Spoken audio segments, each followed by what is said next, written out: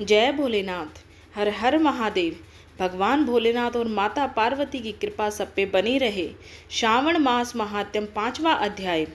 श्रावण मास महात्म्य चौथे अध्याय में भगवान भोलेनाथ ने ब्रह्मपुत्र सनत कुमार को श्रावण मास में की जाने वाले धान पान व्रत, मासोपवास व्रत और रुद्रवृत्ति व्रत आदि के साथ वैशा सुगंधा की कथा सुनाई थी। अब आज के इस 5वें अध्याय में श्रावण मास में किए जाने वाले विभिन्न व्रतानुष्ठान और रविवार व्रत कथा वर्णन में सुकर्मा द्विज की कथा सुनेंगे। तो आइए 5वां अध्याय शुरू करते हैं। भगवान शिव बोले, हे सनत कुमार, करोड़ पार्थिव लिंगों के महात्म्य तथा पुण्य का वर्णन नहीं किया जा सकता। जब मात्र एक लिंग का महात्म्य नहीं कहा जा सकता तो फिर करोड़ लिंगों के विषय में कहना ही क्या। मनुष्य को चाहिए कि करोड़ लिंग निर्माण असमर्थता में 1,00,000 लिंग बनाए या 1000 लिंग या 100 लिंग ही बनाए। यहाँ तक कि एक लिंग बनाने से भी मेरी सन्निधि मिल जाती है। षडाक्षर मंत्र से 16 उपचारों के द्वारा भक्तिपूर्ण मन से भगवान शिव की पूजा करनी चाहिए। ग्रह यज्ञ के साथ उद्यापन करना चाहिए। उसके बाद होम करना चाहिए और ब्राह्मणों को भोजन कराना चाहिए। हे सनत कुमार, इस अनुष्ठान को करने वाले की अकाल मृत्यु नहीं होती है। यह व्रत बांझपन को दूर करने वाला, सभी विपत्तियों का नाश करने वाला तथा सभी संपत्तियों की वृद्धि करने वाला है। मृत्यु के पश्चात वह मनुष्य कल्प पर्यंत मेरे समीप कैलाशवास करता है।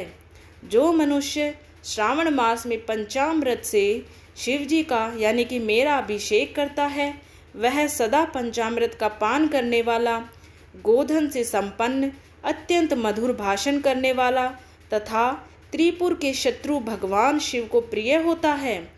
जो इस मास में आनोदान व्रत करने वाला तथा हविष्यान ग्रहण करने वाला होता है, वह व्रीहि आदि सभी प्रकार के धान्यों का अक्षय निधि स्वरूप हो जाता है। पत्तल भर भोजन करने वाला श्रेष्ठ मनुष्य सुवर्ण पात्र में भोजन करने वाला तथा शाक को त्याग करने से शाक करता हो जाता है। श्रावण मास में केवल भूमि पर सोने वाला कैलाश में निवास प्राप्त करता है। इस मास में एक भी दिन प्रातः स्नान करने से मनुष्य को एक वर्ष स्नान करने के फल का भागी कहा गया है। इस मास में जितेंद्रिय होने से इंद्रिय बल प्राप्त होता है। इस मास में स्फटिक, पाषाण, मृत्तिका, मृक्तमणि, पिष्ट यानी कि पीठी, धातु, चंदन, नवनीत आदि से निर्मित अथवा अन्य किसी भी शिवलिंग में, साथ ही किसी स्वयं आविर्भूत न हुए लिंग में श्रेष्ठ पूजा करने वाला मनुष्य सैकड़ों ब्रह्म हत्या को भस्म कर डालता है। किसी तीर्थ क्षेत्र में सूर्य ग्रहण या चंद्र ग्रहण के अवसर पर 1,00,000 जप से जो सिद्धि होती है, वह इस मास में एक बार के जप से ही हो जाती है। अन्य समय में जो 1000 नमस्कार और प्रदक्षिणाएं की जाती हैं, उनका जो फल होता है वह इस मास में एक बार करने से ही प्राप्त हो जाता है। मुझको प्रिय इस श्रावण मास में वेद पारायण करने पर भी सभी वेद मंत्रों की पूर्ण रूप से सिद्धि हो जाती है। श्रद्धायुक्त होकर इस मास में 1000 बार पुरुष सूक्त का पाठ करना चाहिए अथवा कलयुग में उसका चौगुना पाठ करना चाहिए अथवा वर्ण संख्या का 100 गुना पाठ करना चाहिए अथवा वह करने में असमर्थ हो तो आलस्यहीन होकर मात्र 100 पाठ करने चाहिए। ऐसा करने वाला मनुष्य ब्रह्म हत्या आदि पापों से मुक्त हो जाता है। इसमें कोई संदेह नहीं है। गुरु पत्नी के साथ संसर्गजन्य पाप के लिए यही महान प्रायश्चित है। इसके समान पुण्यप्रद, पवित्र तथा पाप नाशक कुछ भी नहीं है।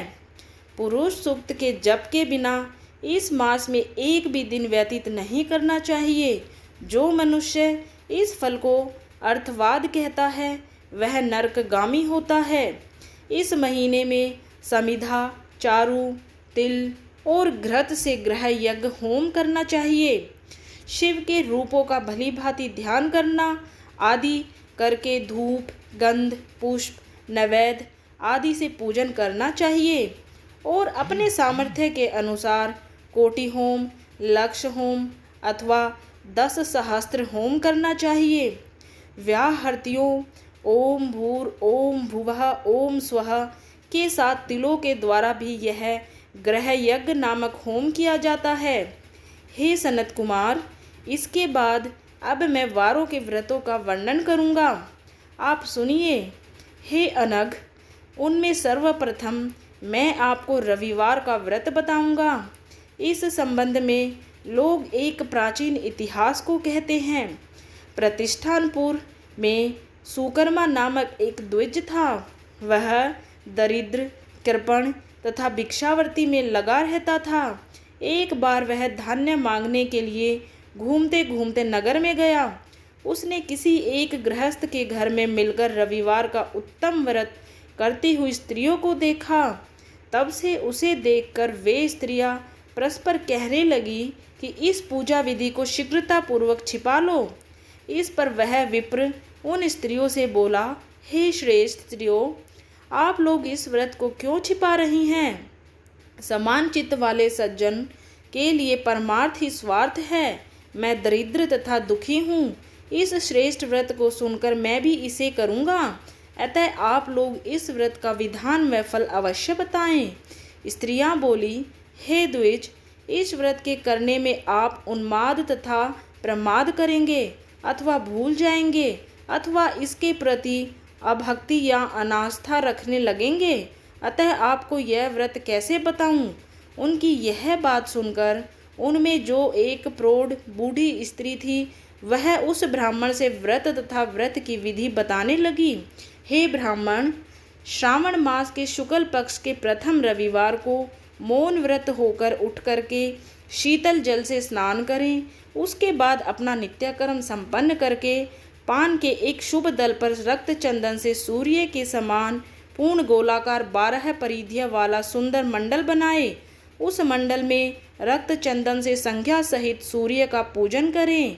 उसके बाद घुटनों के बल भूमि पर झुककर 12 मंडलों पर अलग अलग रक्त चंदन तथा जपा कुसुम से मिश्रित अर्घ्य श्रद्धा भक्ति पूर्वक सूर्य को विधि पूर्वक प्रदान करें और लाल अक्षत, जपा कुसुम तथा अन्य उपचारों से पूजन करें।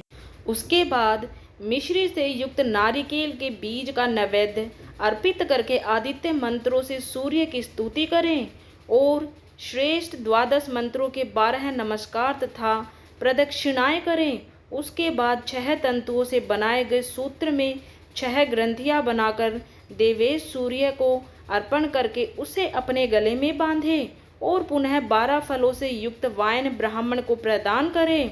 इस व्रत की विधि को किसी के सामने नहीं सुनाना चाहिए। हे विप्र, इस विधि से व्रत के किए जाने पर धनहीन व्यक्ति को धन प्राप्त करता है, पुत्रहीन व्यक्ति पुत्र प्राप्त करता है, कोढ़ी कोढ़ से मुक्त हो जाता है, बंधन में पड़ा व्यक्ति बंधन से छूट जाता है, रोगी व्यक्ति रोग से मुक्त हो जाता है। हे विप्रेंद्र, अधिक कहने से क्या प्रयोजन? साधक जिस जिस अभिष्ट कामना करता है वह इस व्रत के प्रभाव से उसे मिल जाता है। इस प्रकार श्रावण के 4 रविवारों को, कभी कभी 5 रविवारों में इस व्रत को करना चाहिए।